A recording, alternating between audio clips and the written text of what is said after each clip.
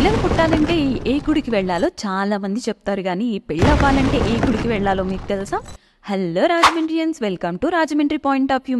మన కోనసీమలో మునిమండలి గ్రామంలో శ్రీ వీరేశ్వర స్వామి ఆలయం గురించి తెలుసుకుందాం రండి. శివుడు భార్య అయిన సతీదేవి ఆవిడ తండ్రి దక్షుడు చేస్తున్న యజ్ఞాన్ని చూడడానికి శివుని అంగీకారం లేకుండా యజ్ఞానికి వెళ్లారట. దక్షుడు యజ్ఞానికి వచ్చిన సతీదేవి ముందు శివుని అవమానపరచడంతో ఆ అవమానాన్ని తట్టుకోలేక సతీదేవి ఆ యజ్ఞంలో దగ్నమైపోయారట. ఆ విషయం తెలిసిన శివుడు ఉగ్రావేశాలతో తన జటాజుటంలో నుండి ఒక జటిని పెరికి దక్ష యజ్ఞాన్ని నాశనం చెయ్యమని వీరభద్రస్వామిని సృష్టించగా భద్రుడు దక్షుని తల నరికేసి గోదావరి ఒడ్డుకి చేరుకున్నాడట.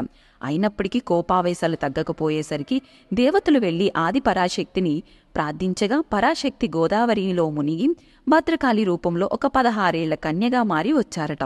అప్పుడు ఈ కన్యని చూసి శాంతించిన వీరభద్రస్వామి ఆమెను వివాహం చేసుకుంటానని అడగగా దేవతల సమక్షంలో అమ్మవారు వివాహానికి ఒప్పుకున్నారు. వివాహానికి తొందరపడిన వీరభద్రస్వామి అమ్మవారితో ఒకటే పీట మీద కూర్చుని మునిమండలి గ్రామంలో వివాహం చేసుకున్నారు.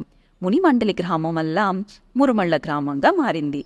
ఈ వివాహం వల్లే శాంతించారు కాబట్టి ఈయనకు రోజు ఈ ఆలయంలో కళ్యాణం చేస్తారు. మీలో కూడా వివాహం అవ్వని వారుంటే ఈ ఆలయాన్ని దర్శించుకోండి. ఇలాంటి ధార్మికమైన గోదావరి ఆలయ విశేషాలు తెలుసుకోవాలంటే follow Rajahmundry point of view.